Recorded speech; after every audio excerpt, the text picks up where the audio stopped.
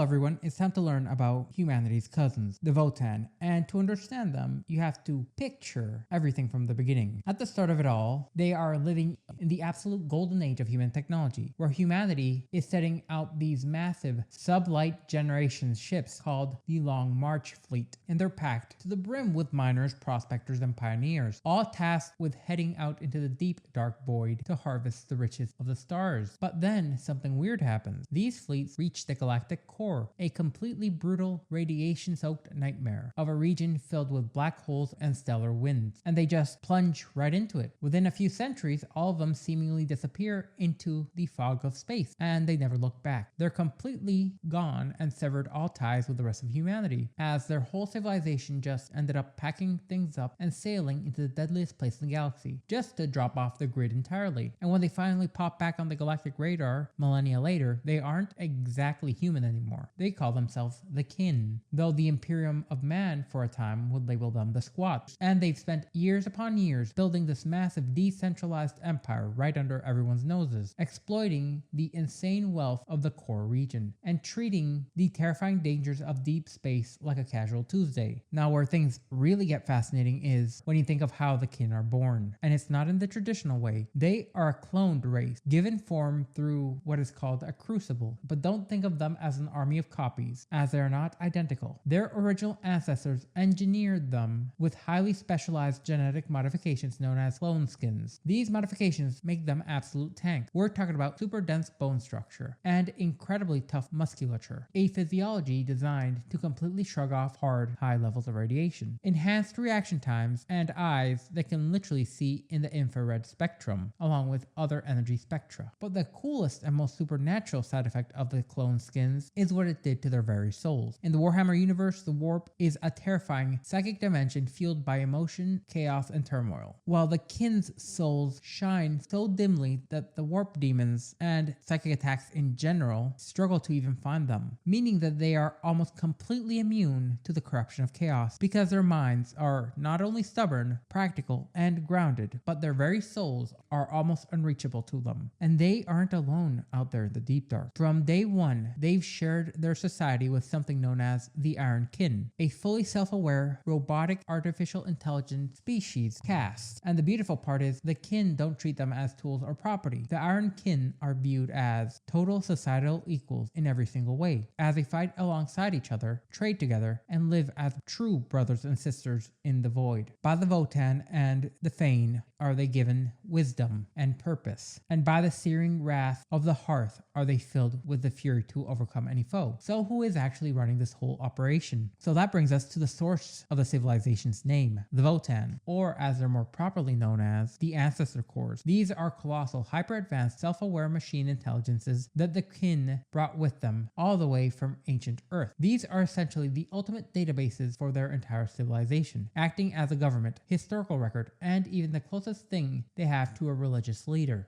Due to this, the Kin practice a form of ancestor worship that is both deeply moving and terrifyingly haunting. When a Kin or Iron Kin dies, their cerebral data is uploaded directly into the kindred's Votann core. They call it returning to the ancestors. Generations upon generations have had their minds, memories, along with experiences all piled into these giant thinking machines, fusing together into a collective, gestalt, semi-conscious metaphysical state. But this is where the tragedy starts to creep in. These machine cores have been running non-stop for millennia, and now they're packed to the brim with data that keeps constantly being pushed into them. And because of that, along with the fact they're so old, they are beginning to slow down and glitch. A question that used to take a few seconds for a Votann to answer might now take decades or even centuries, as the machine grinds through the oceans of data and memory in order to find a single piece of history or information. It seems this database, constantly getting more and more knowledge points and information, is in and of itself a bottleneck. At the end of the day, you really have to understand that the Leagues of Votann, even with this vast technological and industrial base, are a rugged survivalist culture. They have survived in the absolute worst environments in the galaxy by adopting a mindset of total uncompromising pragmatism. Other races look at them and see selfish, greedy hoarders who will strip a newborn star or a populated planet of its resources without a second thought. But the Kin, they just see the simple math of it all. It's a risk and reward calculation designed to ensure their race endures. If you're an ally, and if you want to trade with them fairly or hire them as mercenaries, the kin are some of, if not the most dependable, honorable partners you could ever ask for. They are an invaluable shield at your back. But if you mess with them, or if you stand between them and the resources they need to survive, you're looking at an armored avalanche. They will appraise you like a minor math problem, look at you as nothing more than a temporary obstruction, and then proceed to wipe you out with the same exact ruthlessness, mechanical efficiency, and grim totality they use to harvest the resources from a black hole. They don't hate you,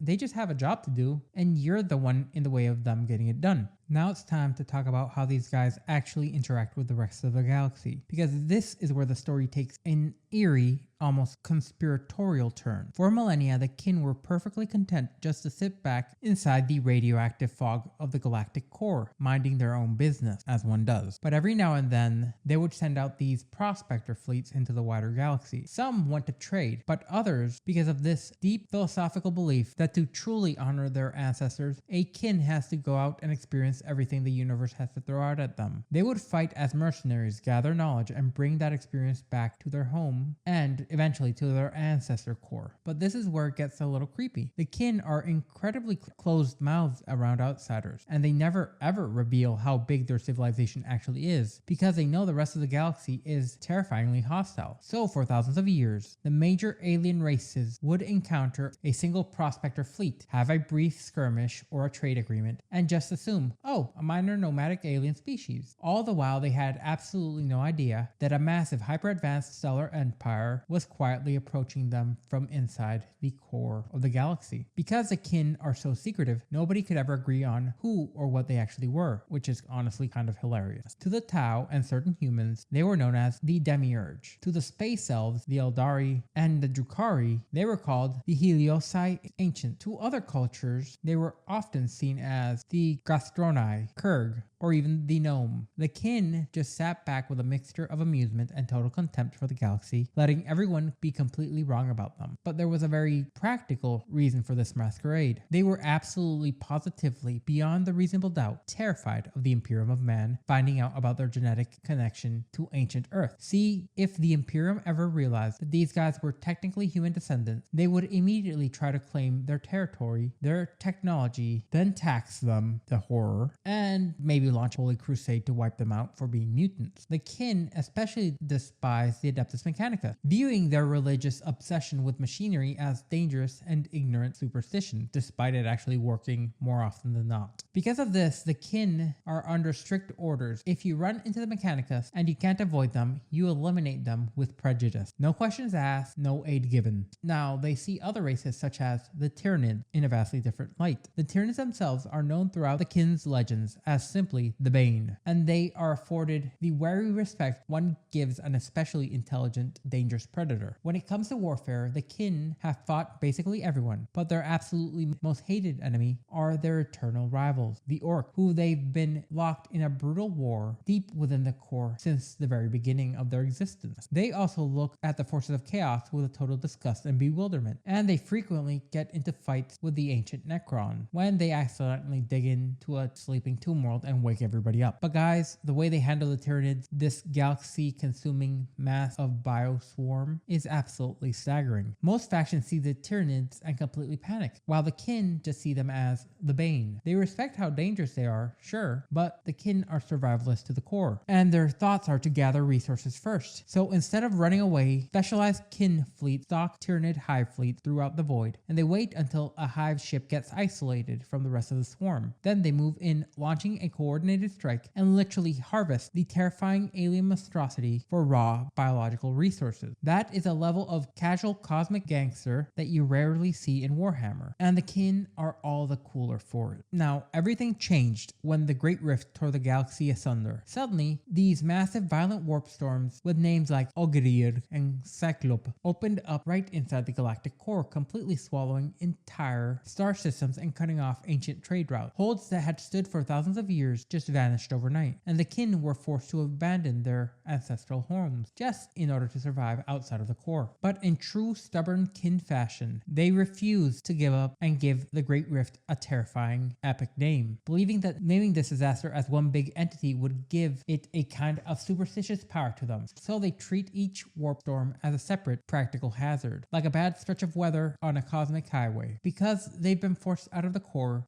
due to the rift, literally teleporting confused humans, Eldar, and Tau interlopers deep into the core, the kin are now dealing with outsiders on a scale they never have before. Their secrets are out, and the avalanche is now moving. To understand how they survived this cataclysm, you have to look at how they are organized. You see, every kin belongs to a kindred. Think of a kindred as a massive, genetically linked interstellar nation, ranging from a few dozen people to literally millions upon millions of clones, all born from the same artificial wombs called crucible. Because they share this deep genetic bond, their loyalty to each other is almost unbreakable. They live in what is called hold, which is also their workplace. But because the kin hate wasting words, a hold can mean a myriad of different things. It could be a massive underground fortress city honeycombing an entire planet. It could be a heavily armored space station or a chain of domes on an asteroid belt. In the most extreme cases, a nomadic fleet of spaceships riding the literal edge of a black hole in perpetuity, using advanced energy siphons to draw out power from the literal gravity well of black,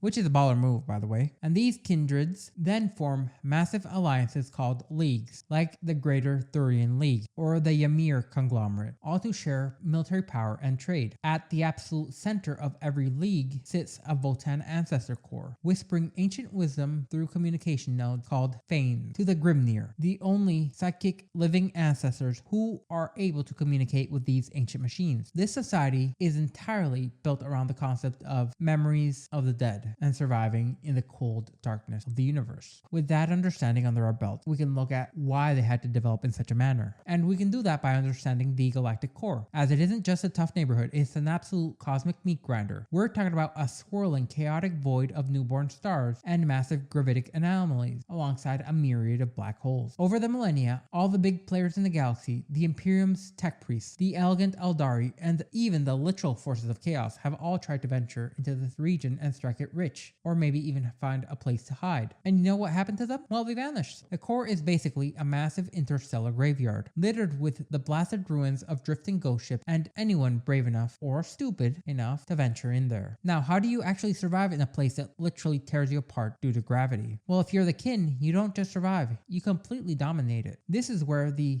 Chthonian mining guilds come into play. These guys are heavily augmented, borderline self-destructively courageous, and possess technology that honestly sounds like a straight up cosmic horror rather than actual technology. To fuel this massive industry, the kin have developed methods of defying all imagination. They use star disassembly, a process where space-borne particle excavators are used to tear apart newborn stars from the inside out, harvesting the raw fusion energy to create elements that other races haven't even dreamed of. They use planetary slicing, as their void ships will casually slice an entire planet to pieces, dropping miles-long refinery tubes in order to collect the molten core and literally drink its resources. And they even use radiation scoops, which is when they deploy these massive atomic scoops in order to catch the cosmic radiation belt and drain them of their power, transmuting this deadly energy into everyday building materials. They will even build these massive fortress holds on worlds where the stars are so incredibly dense that the night sky literally never falls. They have carved out a thriving empire in a region of space where no one else could even draw breath, all the while keeping the rest of the galaxy completely in the dark about their continued existence. Eventually, the kin did venture out into the galaxy as a whole, sending out prospector fleets, but they didn't just do it for money. As mentioned before, they have this belief that they have to go out and experience the rest of the universe in order to bring that knowledge back to the Votann cores. And because they're so fiercely protective of their home, knowledge about them is played on a game of telephone, and they have indirectly led to a lot of the technological advancements that the Tau have come up with, all the while remaining just an insignificant little blip on the radar. Alright, so now we need to talk about the elephant in the room, the Ironkin, because this is where the Leagues of Votann step away from your traditional humanoid faction within the 41st millennium. In the grimdark future of the 40K universe, artificial intelligence is a recipe for immense and immediate disaster. You have had the Men of Iron rebelling against humanity, robot uprisings, total chaos. But for the kin, they did something completely different. They lived side by side with their fully self-aware sentient robots called the Ironkin, and they treat them as total and absolute equals. Every Ironkin is built around a cerebral unit, a CU, which is a hyper-advanced mechanical brain, protected by a microfield generator that makes them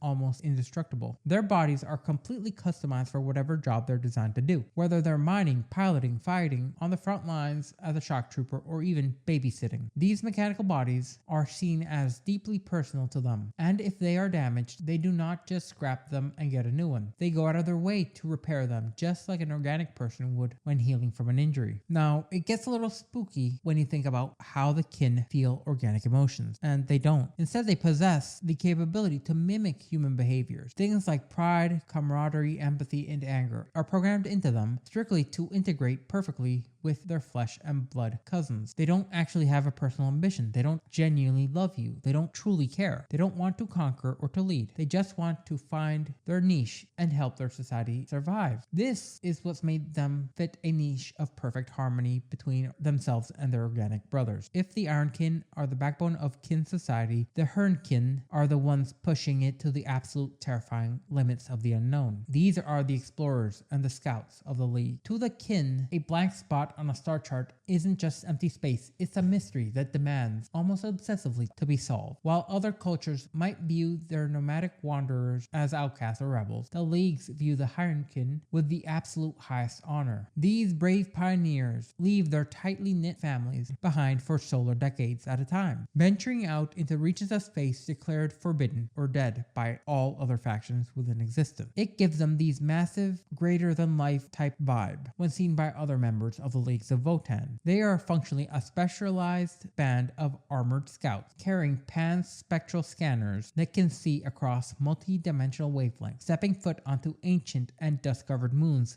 that haven't seen life in more than 10 million years, as they are functionally entirely alone in the deep darkness of space. They face the unimaginable horrors out there all alone, disconnected from the greater leagues, as they are the ones who normally spot approaching tyrannid swarms or find alien slave raider networks, mapping out the dangers of the universe so their homehold can stay safe. But for the kin, the sacrifice is heavy. If a Hierarchin squad is wiped out deep in the void, thousands of light years from home, their story simply ends. No one will ever know what happened to them, and they will face the ultimate tragedy in their culture, vanishing, completely cut off from their people. Now we have to understand how the Leagues of Votann view themselves and their Votann. And this can be best understood through the phrase, the Votann belong to the kin, just as the kin belong to the Votann. The Votann, the Ancestor Cores, to the kin aren't just supercomputers. They are the core of wisdom, historical databases, and the closest thing they have to a living god. They hold the blueprints for their legendary technology, their military strategy, and their entire genetic history. They shine so brightly in the digital spectrum that the kin void chips actually use their signals to navigate through the terrifying tides of the warp, using them like a mini version of the Golden Throne, a lighthouse in the cosmic deep dark. But there is a massive little snag here, a creeping tragedy that is happening beneath the surface. Whoever created the Votann thousands of years ago during the age of technology never intended them to run as long as they have. They weren't designed to process the sheer weight of a massive, exponentially growing galactic civilization, or the crushing existential weight of all that knowledge of the dark universe being piled into it. Over the millennia, the Votann have interacted with living minds to the point that they've started to develop strange, rudimentary personalities and behavioral quirks. But worse than that, they're slowing down. They are becoming sentient. That's not all, as the kin's gods are suffering from a cosmic digital dementia, as they're basically computers with limited memory, great though it may be, that people keep uploading more and more content to. Eventually it's going to wear down and collapse in on itself. In part, this is because the Votann also function as an unstable digital afterlife that is slowly suffocating from its very purpose. And it is the kin themselves who have accidentally caused this by their most sacred tradition, the returning to the ancestors. When a kin or an iron kin dies, their entire cerebral map, their memory, their emotions, their identity itself itself is copied into and transferred within a Votann core. It's a beautiful concept and a veritable form of immortality similar to the Eldari's soul stones. This has led every individual to be driven by the most adventurous, daring possible need to live a rich life, to bring back fascinating data in order to enrich the machine mind for future generations. But that means mountains and mountains of duplicate data, trillions upon trillions of lifetimes and memories, all constantly bogging down and drowning the Votann's processing cores. It's an unstable system, which is likely to collapse in on itself. Yet the tradition is so foundational and fundamental to who the kin are themselves, to the point that it forms the basis for the most terrifying punishment in their entire society. If a kin commit the cardinal crime of murder or extreme malicious waste, they aren't thrown into prison, they are cast out in permanent exile. But before they are sent away, their name is spoken to the Votann, and the Ancestor Core is instructed to forbid them from entrance. To the kin, this fate is infinitely worse than death. It means that when you die alone in the void, your consciousness never joins the collective soul of your people, and your existence, everything that you have suffered through, and everything that you saw, loved, and did, will be completely erased and rendered utterly meaningless. It's a total and permanent digital damnation, and ironically enough, if they want to save the Votann cores, they would have to do that for the entirety of their species going forward until a solution can be found. However, therein lies a problem. Since this is so core to their species,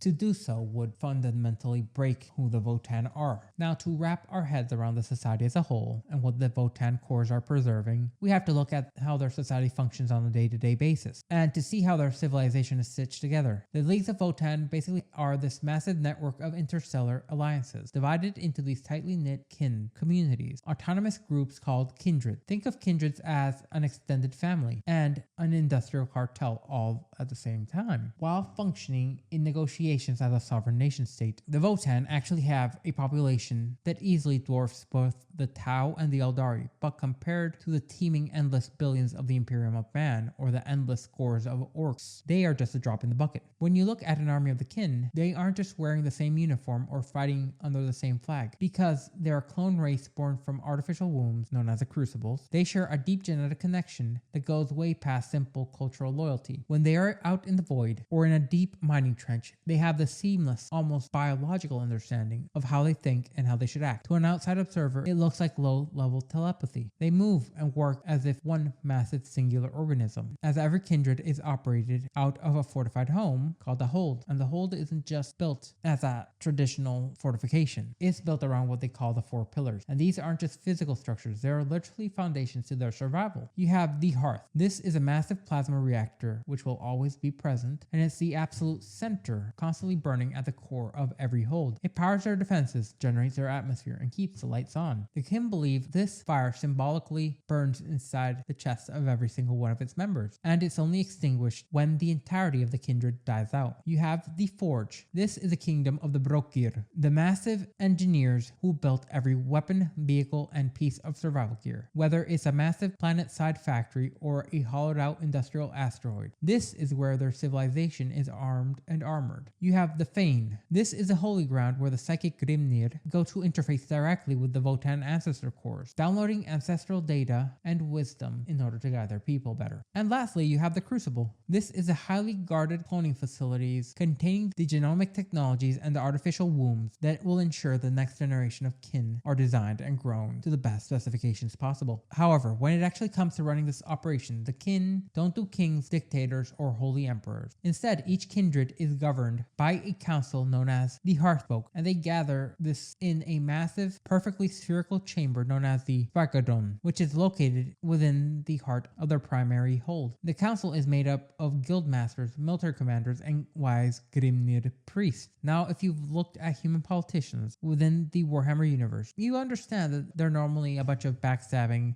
high schoolers with secret agendas and tides of selfish maneuverings in order to get one up on Becky. But the kin, they don't play those games because they're fiercely family focused and know that the ancestors are literally literally watching them from the machine cores. Their debates are completely honest and earnest. But don't confuse the concept of honest with easy. The kin are notoriously, unbelievably stubborn. If a guild master firmly believes he has the best plan for the kindred's survival, they will lock horns and argue for solar days on end without budging an inch, which means they are remarkably slow to change their minds, making their government absolutely agonizingly slow even compared with imperial standards. Stiff-necked bureaucratic processes where everyone is just trying to do the right thing as loudly and as persistently as possible is the name of the game for the kin. And now let's move on to how the kin measure their existence. And they don't do it in the standard Terran days or years. Instead, they track their existence through rotes and watches, and every single second of those rotes is spent under the intense pressure to perform. Because they know their minds will eventually be uploaded into the Votann upon their death, every kin feels an obligation to live an extraordinary and productive life. They plunge into the most dangerous corners of wild space, or fight as mercenaries in alien wars just to gather unique, enriching experiences to feed the machine. But as has been noted before, this beautiful tradition is turning into a literal nightmare, as the Ancestor Cores are now suffocating under the sheer volume of nearly duplicate data from a constantly booming population, meaning that the digital gods are literally slowly dying from the inside out, drowning in the memories of the dead. Yet the kin keep marching forward, driven by an unshakable traditionalist religious devotion to a system that was set in motion tens of thousands of years ago, functionally trapped in a beautifully tragic loop that at the end of the day will cost them their survival. So we've talked about the stellar empires, the dying machine gods, and the terrifying cosmic storms at the galactic core. But now we need to talk about the flesh and bone kin themselves and their biology. This is where the true mystery and genius of whoever created them is found. Think about it. Those ancient generation ships plunged into the absolute nightmare of the galactic core thousands of years ago with standard humans. And they didn't just build bases and hope for the best. Rather, they looked at the radiation and the crushing gravity along with the toxic atmospheres, then realized that the baseline human DNA just wouldn't survive long term in this area. So what did they do? In their total isolation, completely cut off from the rest of humanity, they fundamentally redesigned their own biology. They became a race of clones. Today, the kin don't have mothers or fathers in the traditional sense. They are grown inside these automatic cloning vats known as crucibles. When a kin emerges from a crucible, they aren't a helpless baby. They instead are already mostly grown, physically developed, and mentally preloaded with the foundational knowledge that they need to start working for their hold. They are literally engineered from day one to be perfect for their job. Now, when you see a kin described in imperial records, they're often pejoratively called squats because, well, they stand only at a squat 4 feet tall, or in less patriotic units, 1.4 meters tall. But honestly, don't let that fool you. Their bodies are engineered with a series of incredibly advanced, stable genetic template called clone skin. These modifications make their muscular and skeletal structure so insanely dense that a 4-foot tall kin can match a 7-foot tall space marine in raw, brutal physical power. This is because the galactic core is actively trying to kill them at all times, which led the kin to do a series of physiological upgrades. In particular, they possess a significantly higher red and white blood cell count, giving them a vastly more efficient respiratory system and an incredibly aggressive immune system. Their bodies were also built with formidable natural resistances to extreme temperatures, heavy gravitic shifts, and ionizing radiation. That, along with the fact that many kin possess an enhanced reaction time and eyes that can naturally track light straight into the infrared and electromagnetic spectra, is just the very tip of the iceberg into what makes the Votann's biology so interesting. Because they are clones, you might think they look almost like an army of identical copies, but the clone skins express themselves in completely different physical ways. Some kin have strangely colored eyes or skin. Others have a craggly subdermal layers forming ridges upon their skulls, and some even have unique chemical body odors. In the Imperium of Man, these anomalies would get you executed as a mutant, but to the kin, these are viewed as badges of honor, as they're subtle proof of incredible tools that their ancestors intentionally gave them, which are incredibly biologically stable. So on that regard, the Imperium might actually consider them just normal abhuman deviations, like those of the Philinids.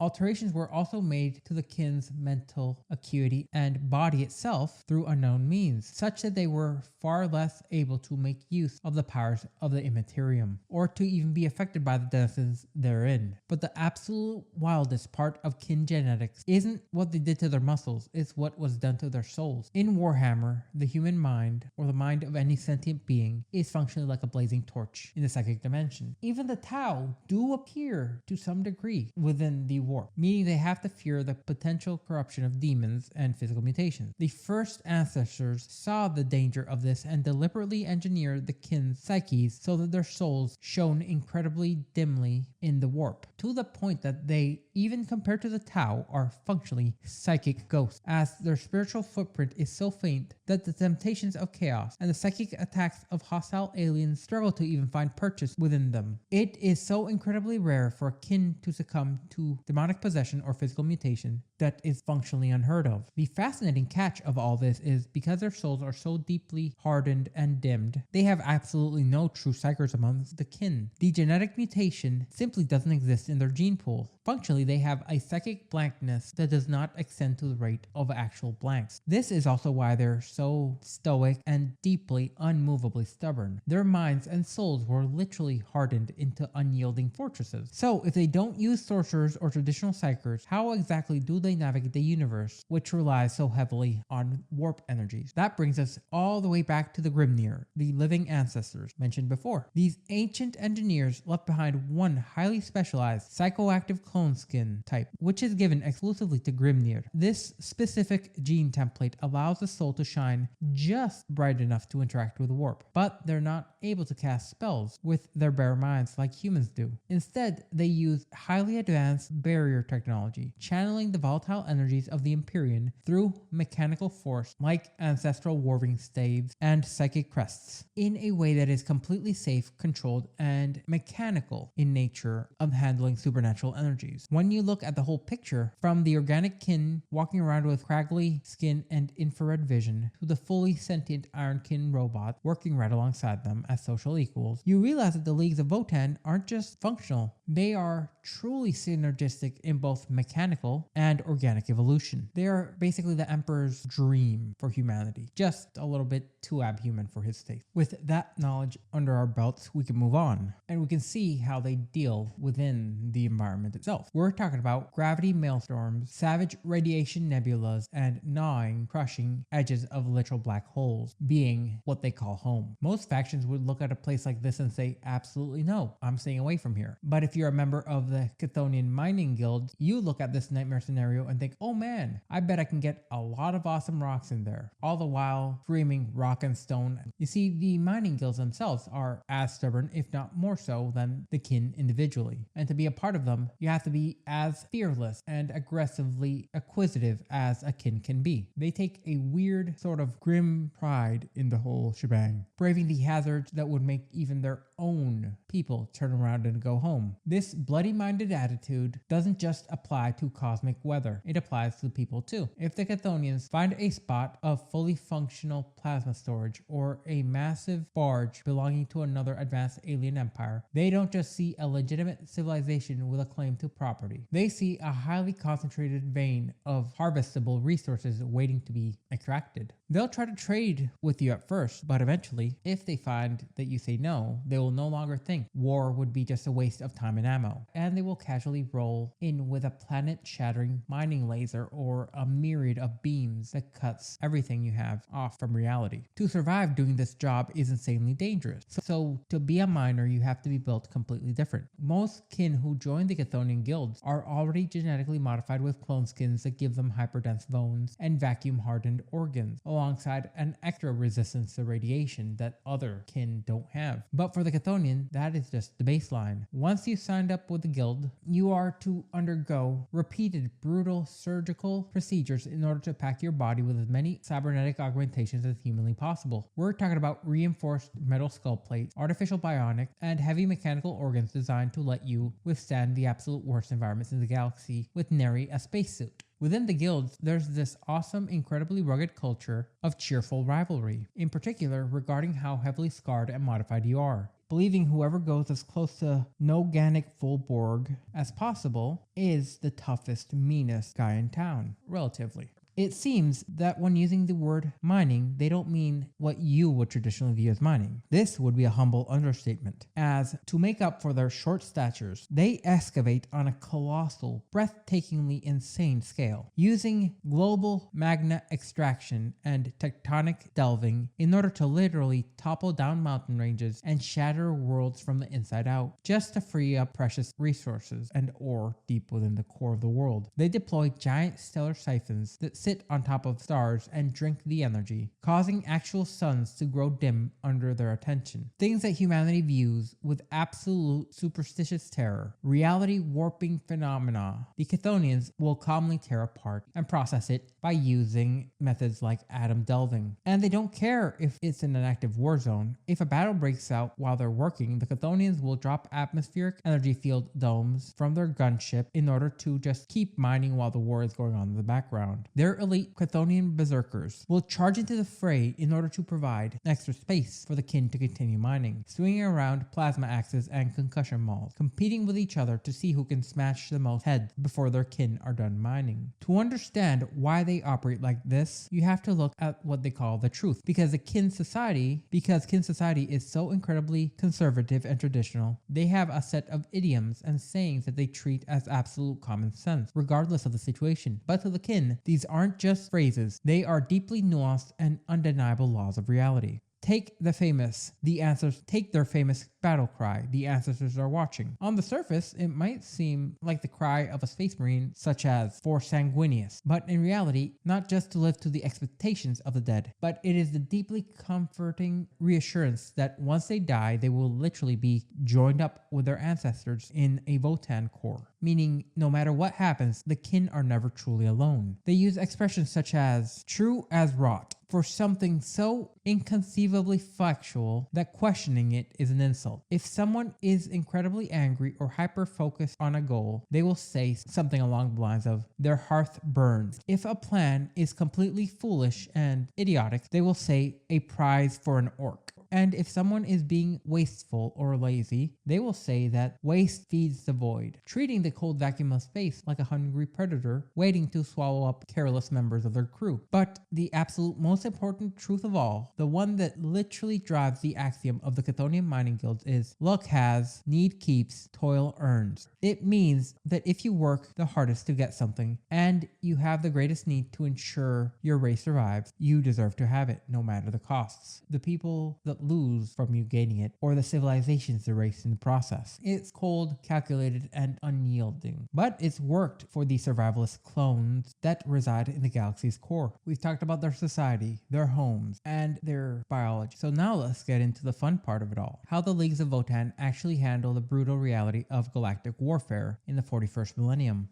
This is where their famous text, known as the Teachings of the Hearth, come into play. And one of their most central sayings is basically how they built their entire military-industrial complex. Every part of the hammer matters, the haft just as much as the head. Any weakness, however small, and it won't strike true. So it is too with the Kinhost. When a kindred mobilizes to war, they form what's known as a Kinhost. This isn't just a regular army. It's a perfectly balanced machine made up of citizen soldiers, elite shock troops, and massive heavy artillery, alongside rugged pioneers. The absolute backbone of this force is the Hearthkin. Now, in peacetime, these guys are everyday miners and engineers, traders, what have you. But when the alarm sounds, they step into line as some of the most disciplined and rigorously trained infantry in the entire galaxy, as you can't even join the Hearthkin squads unless you pass a grueling battery of tests in order to prove your marksmanship, your tactical acumen, and your sheer, unwavering courage. And because the kin leave absolutely nothing to chance, these soldiers are heavily augmented before they ever see warfare. We're talking about subdermal armor, cerebral communication chips, and ocular targeting implants, meaning that they walk into the battlefield armored to the nines, wielding high-tech iron blasters and bolters, all the while moving in a synchronized precision that is quite frankly staggering, especially due to their shared genetics, meaning that they're moving almost like machines. In almost every other faction, especially especially the Imperium of Man, infantry are treated as the absolute chaff for the meat grinder, as millions of Imperial Guardsmen will be thrown into the dirt every day without batting an eye. But the kin, they look at the universe entirely different. To a Kinhost, no soldier is expendable. Every singular rank-and-file warrior is valuable as any member of the family, and a future repository of memory for the Ancestor Cores. Because of this, their squads are packed with highly trained field medics who can patch up biological flesh wounds and repair damaged Ironkin robots under active enemy fire. When a major war breaks out, Kinhosts organize themselves into units called Oath Bands. These bands can range anywhere from tiny stealth squads to an absolute juggernaut of millions upon millions of soldiers, showing that size doesn't matter. What matters is the ritual of it all. Every warrior in that unit steps forward and sears a blinding literal oath of service to their commander upon their clone skin. Usually, a general known as a Khal will lead them. They will fight and bleed and hold the line together until the objective of this war is met, or their leader officially releases them from their bond. Because of this deep subconscious connection, as clones form ad hoc armies on the fly with absolutely zero confusion or need for overarching organizational breakdowns. This clinical unbreaking resolve has been famously recorded by an Imperial colonel named Hogar, who watched his entire regiment get pulverized by the Kin's offensive. He wrote that trying to stand against them was like trying to stop an onrushing avalanche of crushing rock and stone. And he begged his superiors to just let the Kin have the planet's resources because it wasn't worth the human lives. The Imperium promptly executed him for this, but what the colonel didn't understand that the Kin weren't fighting out of hatred. Their military doctrine is based completely on cold, dispassionate economics. Kin commanders possess a terrifying clinical talent known as the Eye of the Ancestors. In the absolute chaos of battle, a Khal will calmly look across a field, mathematically calculating which enemy threats are the most dangerous and where the defenses are weak. If the costs of victory are too high, the Kin will casually turn around and abandon a valuable fortress or pull out of a massive engagement without a single glance backward. Not in panic, just because it's too costly to continue. So if the Imperium had sent enough forces to mathematically make the continued mining of the sector a bad gamble, the Kin would have just left. At their absolute core, the Leagues of Votann are an economic powerhouse that grew out of humanity's mining fleets during the Dark Age of technology. They have become fabulously and unimaginably wealthy, and their hunger for resources has taken them to the literal fringes of the galaxy. As they no longer just dig holes, they tap into the shifting streams of the warp for exotic elements, hunt colossal space monsters for biomatter, and use giant plasma excavators to completely dismantle worlds. The Kin survive, but the thing is that the Kin serve absolutely no one but their own kind. While they appear perfectly happy to sign peace and trade agreements if working with you is convenient, they are equally capable of using extortion, total conquest, or outright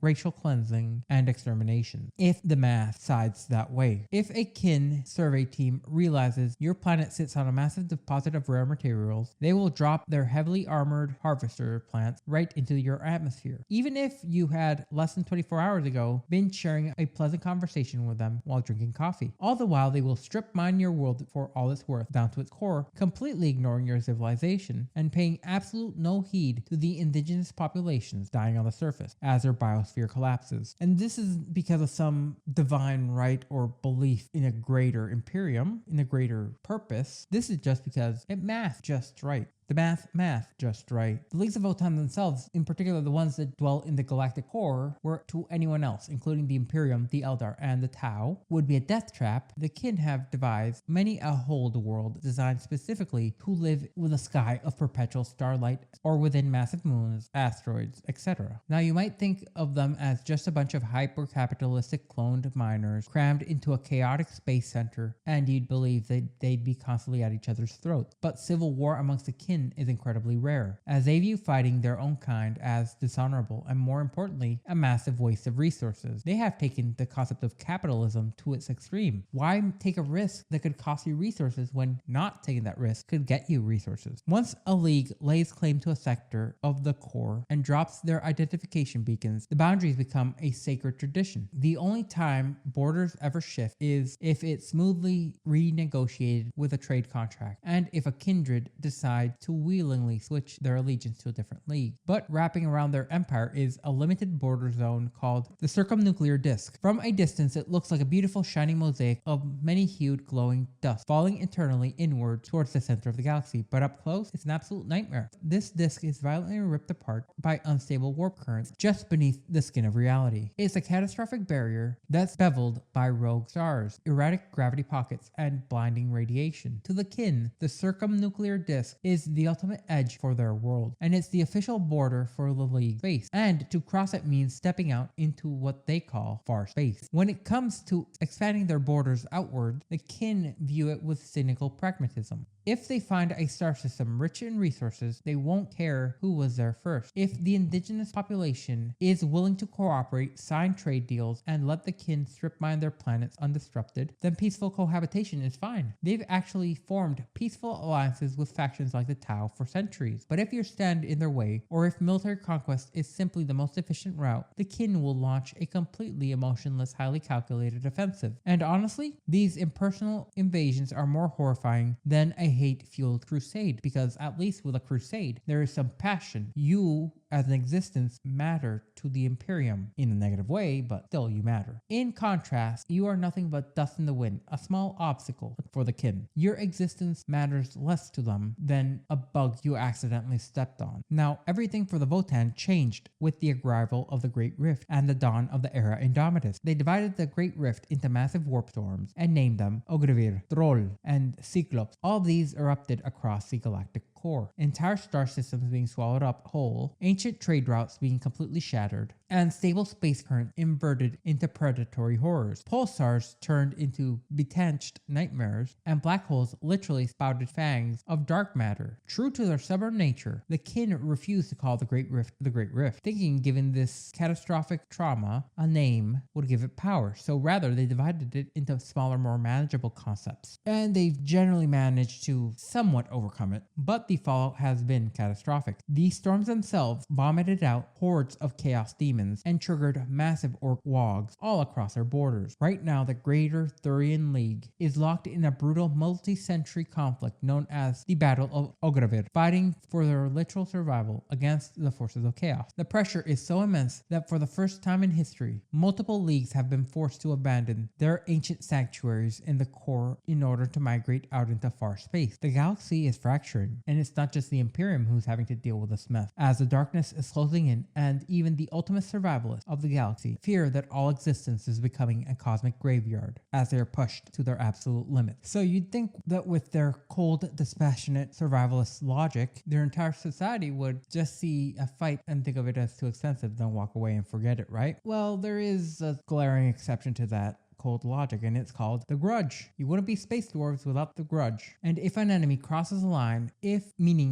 any hostile faction repeatedly shames the League or commits an unforgivable sin against a hold, or even insults their ancestors one too many times, the kin will completely throw all their calculations to the wind, and they'll lose any sense of perspective, drawing in their true inner human, as a grudge is a solemn and permanent pledge to completely exterminate a chosen foe, no matter how many solar decades it takes, or how many millions upon millions of lives it costs. The kin will form specialized grudge bands, swearing blood oaths to hunt down a specific enemy into the depths of reality. To outsiders, it looks like completely hypocritical madness. Why would a society built on efficiency march straight into its own economic ruin just to kill a single guy? But to the kin, it's as natural as breathing. If you let an existential insult to your family slide, your ancestors will judge you harshly for all eternity once you join them. So you might as well spend every last round of ammunition and every last drop of blood to balance the leisure. Because there is no centralized government or supreme emperor to oversee the kin, their entire civilization is then split into different leagues, which are essentially massive star-spanning confederations made up of anywhere from 6 to 20 kindred. Each league lays sole claim to an ancient heraldic color and logo, which are derived from the original human Long March mining fleets that plunged into the galactic core millennia ago. And while the massive Imperium of Man views them as a single homogeneous threat, the reality is that each league League has developed its own distinct and entrenched culture. Some examples of this are the Typhon Styx Protectorate. These guys are the ultimate architects of the kin. Their holds are so massively and ostensibly fortified that their military doctrine relies on drawing an enemy into their defenses and letting them smash themselves into pieces against a wall of heavy tanks, force fields, and literal walls. They are the closest to the Imperial Fist's preferred method of warfare. You also have the Gulo Industrial Complex, a territory where the Chthonian mining guilds have grown so incredibly powerful that they basically run the government, and their entire culture is focused on maintaining vast, heavily armored trade caravans throughout the dark. There's also the Tythus Expanse, famous for constructing an insanely advanced proprietary interstellar communication network that spans light years, and then leasing it to the other kin for a massive fee. But when you look at the map during the era Indominus, there are only 5 major leagues that completely dominate the landscape. The first and most notable one of these is the Greater Thurian League. These are one of the original founding factions, and they are an absolute powerhouse, as they remain a fiercely expansionist iteration of the Votann. If you picture the ideal kin as being grim, methodical, and fiercely traditional, all the while being driven by a deep need to acquire resources, you're picturing a Thurian right now. And currently, they're fighting a massive, desperate campaign against the forces of chaos on the Stormworld front, and their sheer numbers, along with the industrial might they possess, is the only thing holding the line, because individually they somewhat struggle against these preternatural enemies of the race. Then there's the Kronos hegemony, and honestly, the saying goes around the core that there is no problem that the Kronos hegemony won't try to solve with an axe. They are the brutal military superstate of the Leagues of Votann. Their kindreds are given mandatory quotas of martial conquest, meaning that they are constantly looking for the slightest logistical excuse to launch a full-scale planetary invasion. Over the centuries, this constant warfare has made them incredibly aggressive and ill-tempered. If the odds are stacked against them, they just hit harder. You also have the Trans-Hyperion Alliance, easily recognizable by their distinctive orange armor. These are the furthest traveled of all the kin. Many of their kindred don't even live on planets, as their entire civilization is housed in massive nomadic fleets cruising through far space. They observe a secular cult of ancestor veneration that is intense even by the kin's normal standards, constantly hunting down lost knowledge in order to feed it back to their Votann cores. On the complete opposite spectrum is the Urini Sutter Regulate, the URSR. These guys are long-suffering, hyper-dour survivors of the core, and they have been ostensibly battered by alien raiders and cosmic disasters for as long as they have existed, and this has turned them into a wall of unyielding granite. Despite the wastefulness of everything else, the URSR soldiers are completely uncompromising, will uncomplainingly live on absolute starvation rations for months on end if it means their kindred survive. These are the most dependable and stubborn of all the brothers in arms a kin could ever ask for. Finally, we have the Ymir conglomerate. This is where the sci-fi wonder of the faction really shines, as every kin respects good craftsmanship, but the Ymir conglomerate are completely obsessed with it. Their mantra is strictly quality over quantity, and they are fabulously, outlandishly, absurdly wealthy by comparison, and their holds are stuffed to the brim with technological marvels that other races would consider holy relics. When the Ymir deploy on an oath-bound war, their soldiers walk onto the battlefield in gilded, magnificent, forge-wrought masterpieces of armor and weaponry that are completely second to none. They treat their gear not as tools, but as living testament to the genius of their ancestors. When you step back and look at it from a distance, you realize that the Votann aren't surviving in the grim darkness of the far future. They have turned the most hostile, irradiated graveyard of the galaxy into a multifaceted empire, and they are stubbornly hoarding the wealth rather than redistributing it. This deep-seated reliance on stable engineering is exactly how the Leagues of Votann have mastered the stars. The voidcraft of their massive ship are colossal armored bulwarks of pure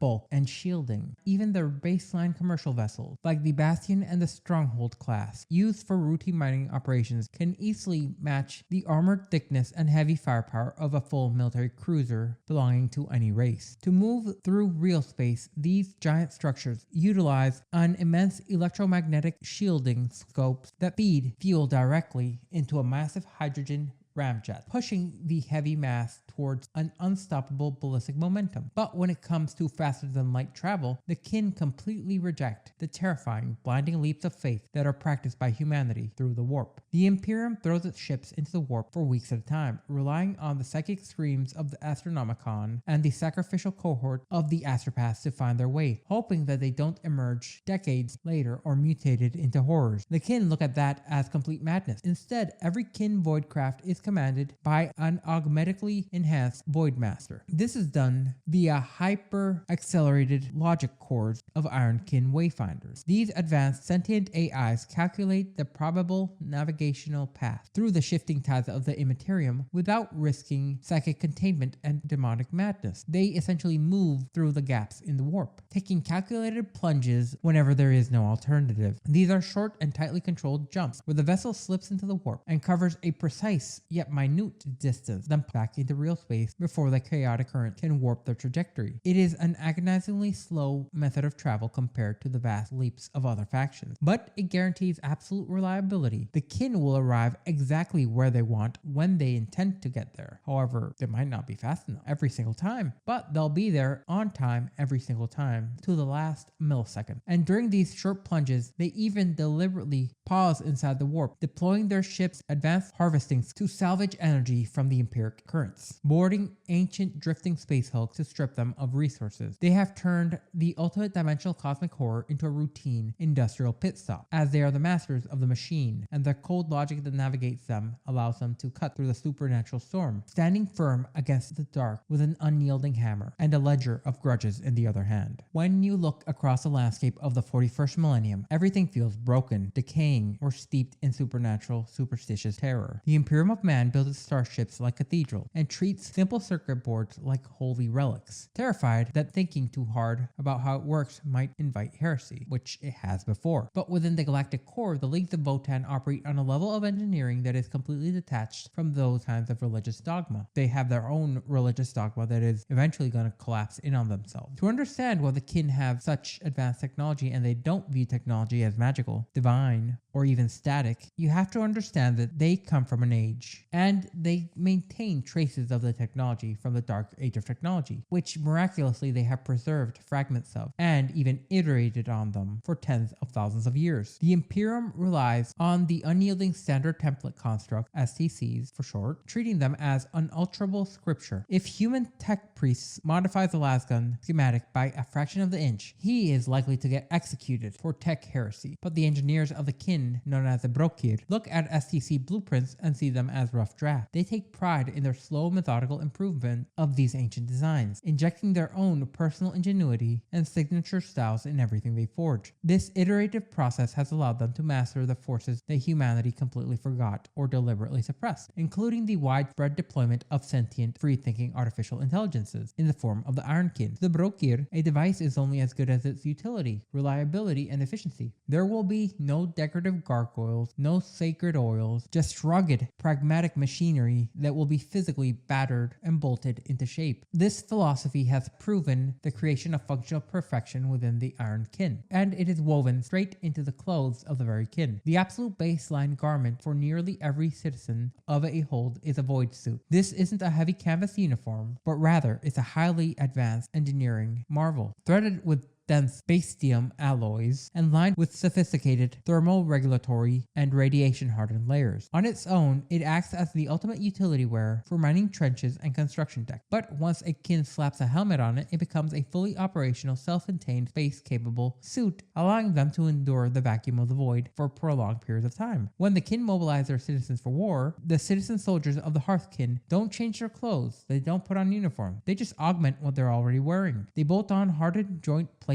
of void armor directly into their connector relays studded across their void suits. Crafted from advanced magnaferrite, weaved and reinforced with solid adamantium, this armor doesn't just stop bullets. It wraps the soldiers in fully integrated scanning networks and an encrypted communications array alongside defensive microfield generators that turn any ordinary miner into an impenetrable bulwark of defensive protection. So when we look at the absolute meat grinder that is the galactic core, we see see the Leagues of Votann and how they've been organized. You come to realize that this isn't based on passion, glory, or holy crusades. It's entirely alien to even how the Tau Empire deal with the galaxy as a whole. It's a staggeringly complex military doctrine that the Votann have adopted, known as Garth 01. This text is the ultimate blueprint for the Kin's survival and the Votann as a collective. According to this doctrine, the absolute foundation of a military at a local kindred level is the Kinhost, and this isn't just a standing army. It's a perfectly meshed machine made up of everyday Hearthkin soldiers, elite Hearthguard shock troops, veteran squad leaders called Thanes, and a commanding general known as a Call. When things get truly apocalyptic, an entire Kinhost can be commanded from the top down by a Botanic Council. But this isn't where things quite end. The council is only ever called together for an absolute apocalyptic great threat or conflict. The kinds of wars that threaten not just the existence of an entire hold, but the entire species. For your average planetary invasion or border skirmishes, they don't even bother waking the high command. Smaller wars are casually managed by ad hoc gatherings of local heroes. A couple of calls, a master engineer or two, maybe a Grimnir, and they just sit down and run the numbers, then systematically dismantle the enemy without ever bothering the people at the top. When the Kinhost actually deploy, they don't march in rigid, permanent regiments like the Imperial Guard. The army is seamlessly supported and split into groups where rugged pioneers of the Hearthkin and the heavy planetary machinery of the Chthonian mining guilds operate seamlessly as one force, meshing in and out of itself like a fluid structure. These massive forces are divided into highly fluid temporary formations called oath bands. An oath band can be a handful of scouts or a sprawling armada, depending on the scale of the conflict. Because the Kin are a cloned race with a shared physiology, they can form these massive ad hoc armies on the fly with absolutely zero confusion, and they can share their resources and their equipment since they're